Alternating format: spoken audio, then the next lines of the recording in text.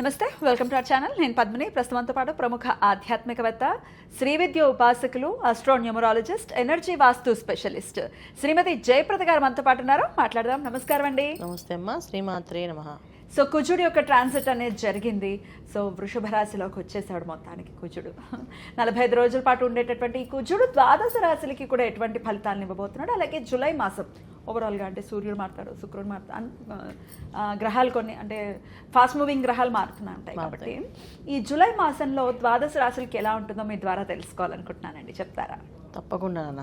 అయితే ఏంటంటే ఈ సంవత్సరం అంతా కూడా మనకి గురువు కర్కాటక రాశిలో ఉండడం వల్ల, ఉచ్చ స్థితిలో గురువు ఉండడం వల్ల చాలా చాలా యోగమైన మార్గాలు అందరికీ కనిపిస్తాయి.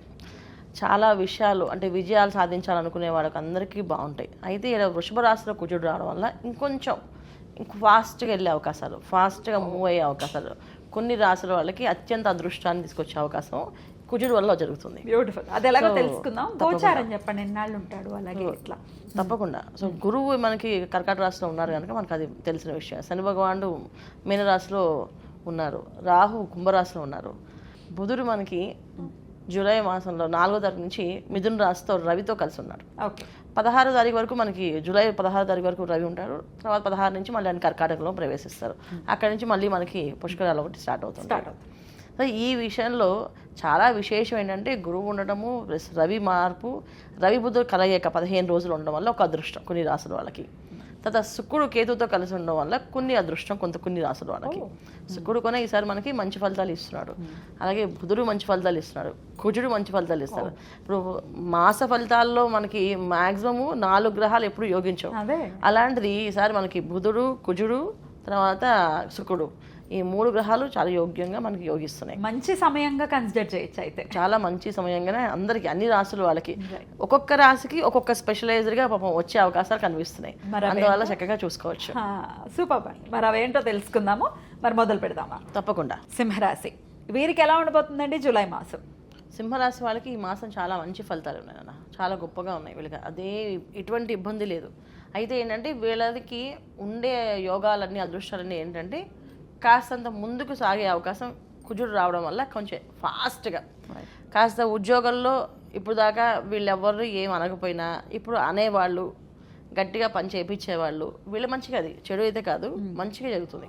దశమస్థానంలో కుజుడు వీళ్ళకి. దానివల్ల ఏంటంటే కొంచెం అడ్మిన్లో కొంచెం స్ట్రాంగ్గా ఎవరో ఒకరు దిగుతారు అన్నమాట. వీళ్ళకి సపోర్ట్గా ఉంటారు. కాస్త స్టార్టింగ్లో కొంచెం ఇద్దరికి కొంచెం చిన్న చిన్న ఈగో క్లాషెస్, ఉద్యోగాల్లో కొన్ని మార్పులు వచ్చినప్పటికీ కూడా స్టాండర్డ్ అవుతుంది. ఎటువంటి ఇబ్బంది లేదు. సో కుజుడు ఇప్పుడు వీళ్ళకి ఫైర్ బ్రాండ్లా పనిచేస్తారు. సో దశమస్థానంలో కుజుడు ఉండడం వల్ల కాస్తంత వీళ్ళకి అడ్మినిస్ట్రేషన్ ఆఫీస్లో కానీ వర్క్ చేసేవాళ్ళు, ముఖ్యంగా ఉద్యోగస్తులకి కాస్తంత కష్టం కనిపిస్తుంది ఈ మాసం. అది కూడా వీళ్ళకంటే వీళ్ళకి మంచి చేయడానికి. ఎందుకంటే సింహరాశి వాళ్ళు ఒక జోన్ గీసుకొని ఆ జోన్ నుంచి బయటకు రారు. సరే నా వర్క్ ఇంతవరకే, ఊరికి వాళ్ళని డిస్టర్బ్ చేయడం, వీళ్ళు డిస్టర్బ్ చేయడం ఎందుకు, వాళ్ళని అడగడం ఎందుకు, కొన్ని విషయాలు అడగరు. సో వీళ్ళ పని అలాగే ఉంటుంది. కుజుడు రావడం వల్ల కొంచెం వీళ్ళని అడిగి ప్రశ్నించే వాళ్ళు రావడం వల్ల వీళ్ళు కొంచెం స్ట్రాంగ్గా, లేదు నేను ఇలా సైలెంట్గా ఉంటా అవ్వదు, నేను కూడా స్ట్రాంగ్ అవ్వాలి, వాళ్ళు నినగాక మనం వచ్చి వాడు అడగడం ఏంటి, నన్ను నేను ఎక్కడి నుంచి ఎప్పటి నుంచి ఉన్నాను అనేది వీళ్ళ కాస్తంత ఈగో టచ్ అయ్యి వర్క్ చేస్తారు, చాలా స్ట్రాంగ్గా చేస్తారు. దానివల్ల ఏంటంటే ఉన్నతమైన స్థానానికి వెళ్ళే అవకాశం ఉంది, ప్రమోషన్స్ వచ్చే అవకాశం ఉంటుంది, వ్యాపారాల్లో అభివృద్ధి వచ్చే అవకాశం ఉంటుంది. ఎందుకంటే వైఫ్ అండ్ హస్బెండ్ మధ్యలో ఉన్న ప్రాబ్లమ్స్ కూడా సాల్వ్ అయ్యే అవకాశం ఉంటుంది. బ్యూటిఫుల్. సో ఈ విధంగా వీళ్ళకి సింహరాశి వాళ్ళకి కుజుడు ఒక ఇంపాక్ట్ ఉన్నది ఈ మాసంలో బ్రహ్మాండంగా ఉంది. అయితే అష్టమ శని వల్ల ఇలా పిండేస్తుందండి, మాకు చాలా కష్టంగా ఉందండి అని అంటున్నారు. సో కుజుడు మార్పు వల్ల ఏమైనా ఉపశమనం ఆ రీత్యా కూడా ఉంటుందా? అష్టమ శని ఉండడమే కాకుండా వీళ్ళ రాశిలో కేతు ఉండడం, దానివల్ల ఏంటంటే ఒక బాండింగ్ లైన్ గీసేసుకుంటారు. ఏంటంటే మాట పడడం ఇష్టం ఉండదు, ఒకరితో మాట అనిపించుకోరు. ఇప్పుడు నా పని ఎంతవరకు చేసేస్తే నన్ను మాట అందరు కదా, అందరికీ చేస్తారు. దానికి మించి కొంచెం ముందుకు వెళ్ళినా కొంచెం అడ్వాంటేజ్ తీసుకొని చేసి వర్క్ చేస్తే ఒక గుర్తింపు వస్తుందా బాస్ దగ్గర. అలాంటి ప్రయత్నాలు వీళ్ళు ఏం చేయరు. ఎందుకంటే ఆ గుర్తింపు కోసం వాడితో మాట్లాడేది ఒక రోజు నేను నా పడాల్సి వస్తుందేమో అనే భయంతో నా వర్క్ నేను చేసేస్తాను డిసిప్లిన్గా. అంటే ఇప్పుడు నా పని ఏదైతే ఉందో అదే జాబ్ డన్ అంతే. ఆ లెవెల్లో ఉన్న వాళ్ళని కొంచెం కుజుడు రావడం వల్ల కాస్తంత అగ్రెసివ్గా మార్చి, లేదు కింద వాళ్ళు మనకింద తక్కువ వాళ్ళు కూడా మంచి పోస్టులు వస్తున్నాయి, మనకు రాకపోతే ఎలా అని చెప్పి అప్పుడు వీళ్ళు కొంచెం అగ్రెసివ్గా మారే అవకాశం ఉంటుంది.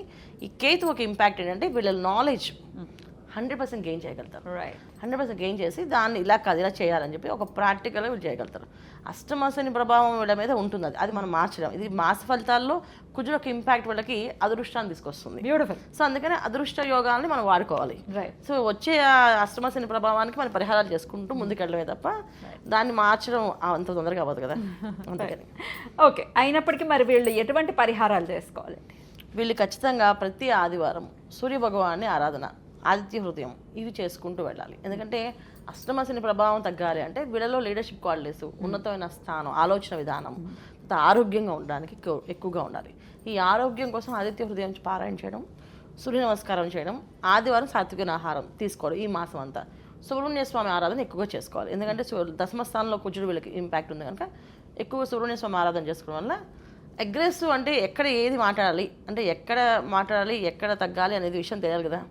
ఈ విషయాల్లో సుబ్రహ్మణ్య స్వామి ఆరాధన వీళ్ళకి బాగా హెల్ప్ అవుతుంది, చేసుకోవచ్చు. అలాగే చేసుకుని చాలా పీస్ఫుల్గా జూలై మాసం సింహరాశి వారికి వెళ్ళాలని మనస్ఫూర్తిగా కోరుకుంటూ ఇక నెక్స్ట్ వీడియోలో కన్యా రాశి గురించి తెలుసుకుందాం. థ్యాంక్ యూ అండి. నమస్తే. శ్రీమాత్రే నమః.